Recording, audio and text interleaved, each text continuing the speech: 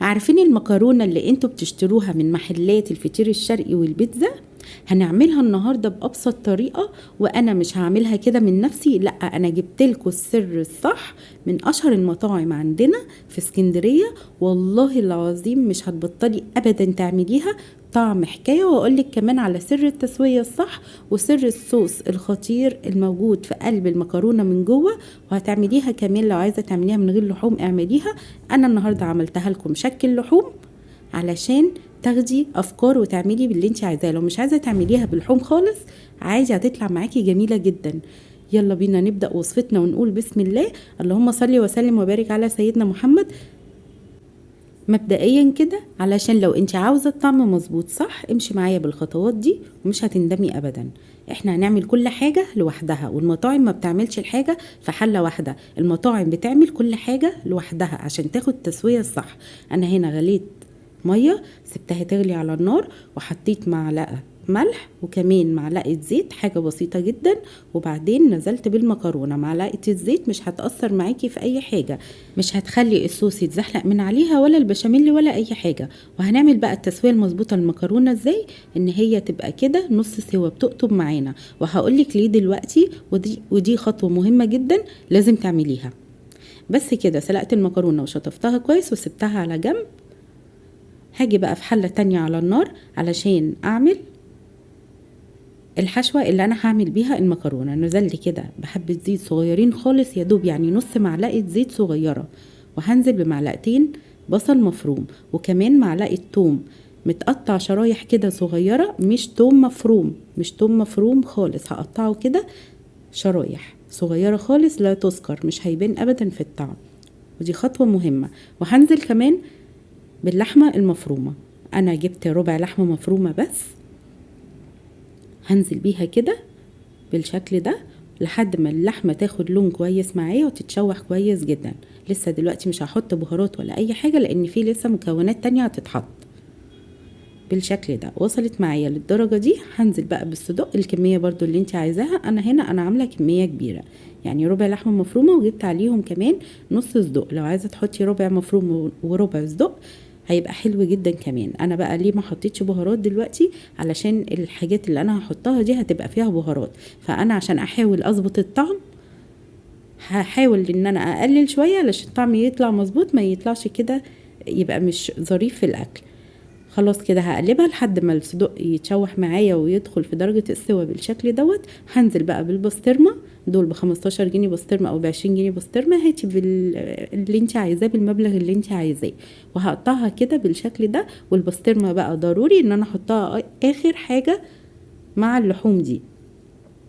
ليه بقى؟ لان البسطرمه مش بتاخد سوا على النار خالص، علشان كمان ما تنشفش مني في الحشوه في المكرونه وتبقى بقى يعني شكلها مش حلو وطعمها مش حلو. لا احنا نديها كده تشويحه وهي كده حلوه جدا.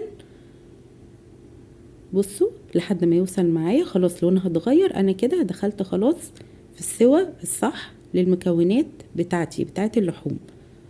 انا كده خلصت.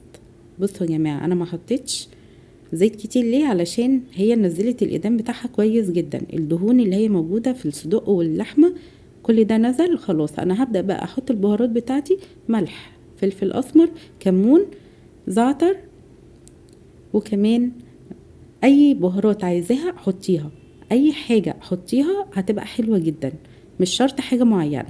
بصوا يا جماعة الدهون اللي نازلة، عشان كده انا ما كترتش في الاول عشان الطعم يطلع مظبوط جدا.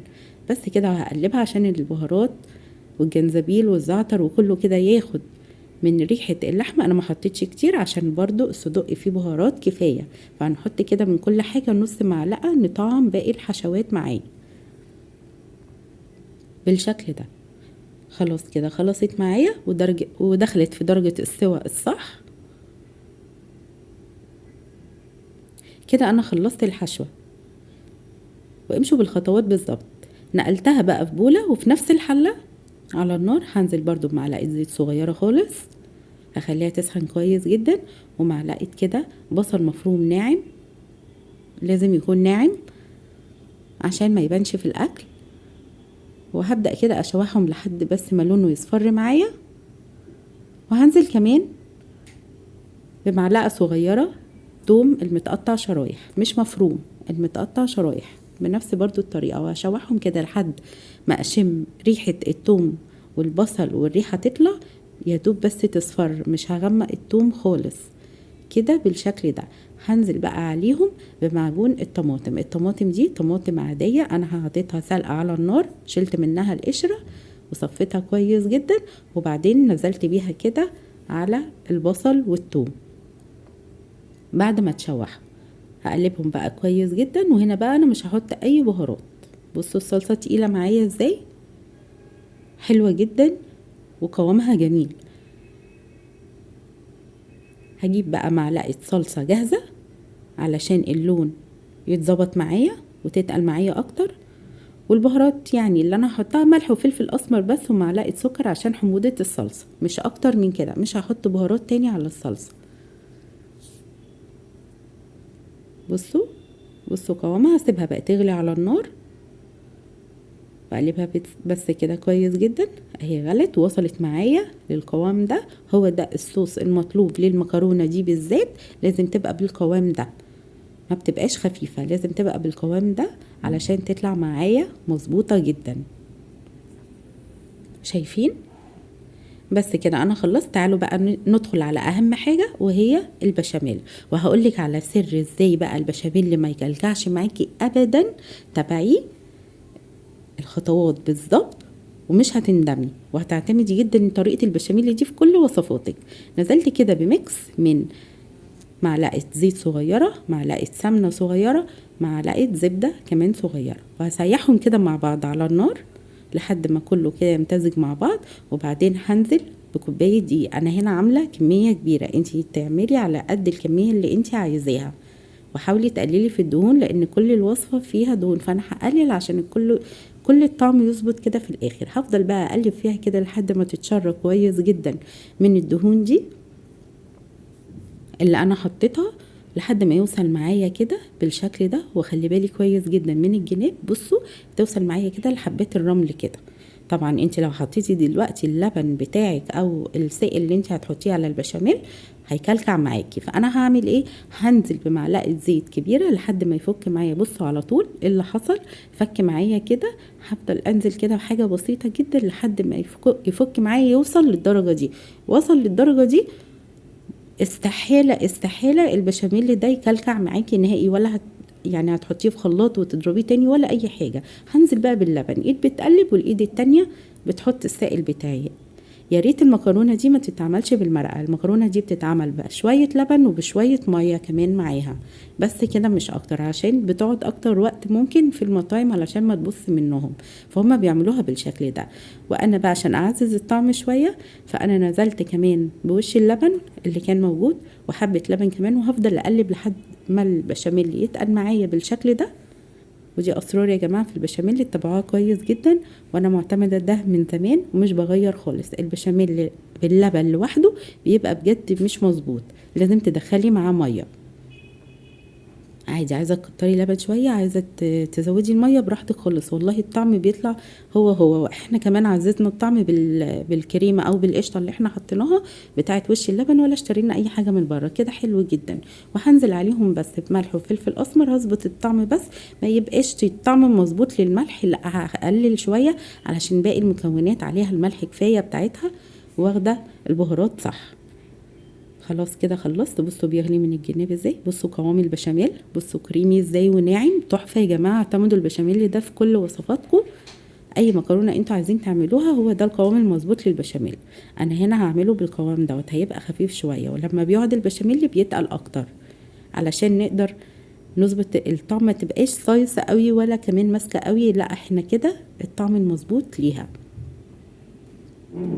بس كده انا جهزت كل حاجه، ودي الحشوات اللي انا هشتغل بيها هتبقى بالشكل ده، وهما بيحطوها كده قدامهم عشان ياخدوا من كل حاجة حاجة. واقولك بقى هما بيسووها ازاي، مش بيحطوا كده كله على بعضه ويدخلوها الفرن، لا خالص، هما ليهم تسوية تانية خالص في المكرونة دي بالذات. هجيب الطاسة بتاعتي على النار وهنزل بحبة بشاميل اسخنهم كده كويس جدا، وهنزل كمان بشوية صلصة اللي احنا عملناها بالشكل ده، وهقلبهم كده مع بعض لحد ما اللون اللي انت عايزاه يظبط معاكي. وهنزل بقى بكمية اللحوم اللي انا عايزاها على حسب الصينية اللي انت هتعملي فيها او الاطباق اللي انت هتعملي فيها. وهبدأ كده اظبط الطعم لحد ما اوصل للون اللي انا عايزاه. انا عايزة اللون دوت، عايزاه انت افتح شوية اغمق شوية، هنزود على حسب الصلصة او البشاميل. وهنزل بقى بالمكرونة. بصوا هنا بقى يا جماعة المكرونة هي لما قعدت، انا كنت عاملاها نص سوا، لما قعدت وشطفتها لما قعدت شوية هي خدت سوا مع نفسها فبقيت مظبوطة. لما انا هسويها تاني في الفرن او مش هدخلها الفرن او كده هتقعد، او حتى هسويها فوق البوتاجاز هتبقى مظبوطة جدا ومش هتعجن معايا ابدا ولا هتكسر معايا. بس كده انا قلبتهم شويه وحسيت ان هي محتاجه شويه صوص علشان تبقى جوسي كده. نزلت جبت بقى الاطباق السيلفر دي ونزلت كده عشان تبقى شبه المطاعم بالظبط. ما مش معقول هنعمل كل الخطوات دي وهننسى بقى ان احنا نقدم نفس الشكل، لا احنا عملنا كده ونزلت اهوت. بصوا المكرونه واخده لون حلو ازاي وجوسي جدا من جوه. هعمل بقى الطاجن دوت كده او القالب دوت هيبقى نص بالفلفل ونص من غير فلفل،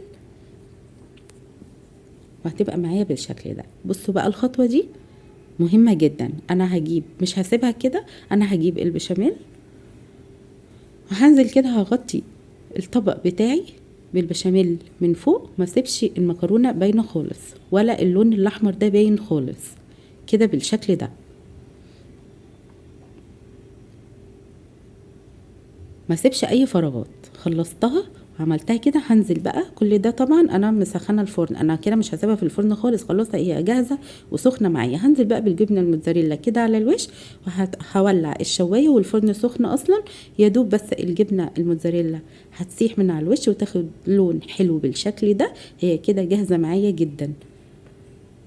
انا ما ولعتش عليها من تحت، انا شغلت الشوايه بس وطلعت معايا كده بالجمال وبالشكل ده. بصوا يا جماعه هي بالظبط والله تحدي، نفس الطعم ونفس الشكل ونفس اللون. انتي مش هتشتريها تاني من بره ابدا. بصوا الجمال شكلها حلو ازاي،